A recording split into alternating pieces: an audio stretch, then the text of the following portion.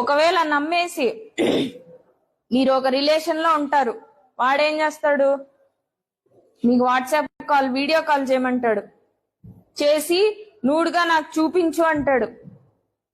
ఇలాంటివి కూడా ఉన్నాయి, చాలా మా దగ్గరే ఉన్నాయి కేసెస్. మీరేమి అప్పుడు రిలేషన్ లో ఉన్నాం, వీడినే మేము పెళ్లి చేసుకుంటాం కదా, వీడిని నమ్మచ్చు, నా కాబోయే హస్బెండ్ కే కదా నేను చూపిస్తానని మీరు అనుకుంటారు. కానీ వాడు ఏం చేస్తాడు, అన్ని స్క్రీన్ షాట్స్ తీసుకుంటాడు, వాడి ఫోన్ లో భద్రంగా దాన్ని సేవ్ చేసుకుంటాడు. ఎప్పుడైతే నీకు వాళ్ళకి గొడవ వచ్చినా అప్పుడు బ్లాక్ మెయిల్ చేయడం స్టార్ట్ చేస్తాడు. అది మనీ కోసం కావచ్చు, సెక్షువల్ ఫేవర్స్ కోసం కావచ్చు, ఇంకేదైనా కావచ్చు. లేదా మీరు వదిలేయాలనుకుంటున్నారు, వాడికి ఇంకోటి ఏదో రిలేషన్ ఉందని, అప్పుడు వదిలేయాలనుకున్నా కూడా వాడు దీన్ని చూపించి బ్లాక్ మెయిల్ చేస్తాడు. అప్పుడు ఏం చేస్తారు మీరు, మీ ఇంట్లో చెప్పలేరు, కొంతమంది రారు, చాలా వరకు పోలీస్ స్టేషన్ దాకా రారు, ఏదో కొంతమంది ధైర్యం చేసి వస్తారు.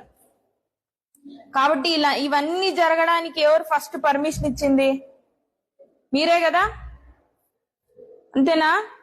వాడు పెళ్లి చేసుకున్నా చేసుకోకపోయినా ఎవ్వరికి కానీ ఇలాంటివి చెయ్యొద్దు. మీ ప్రైవేట్ ఫొటోస్ అసలే షేర్ చెయ్యొద్దు.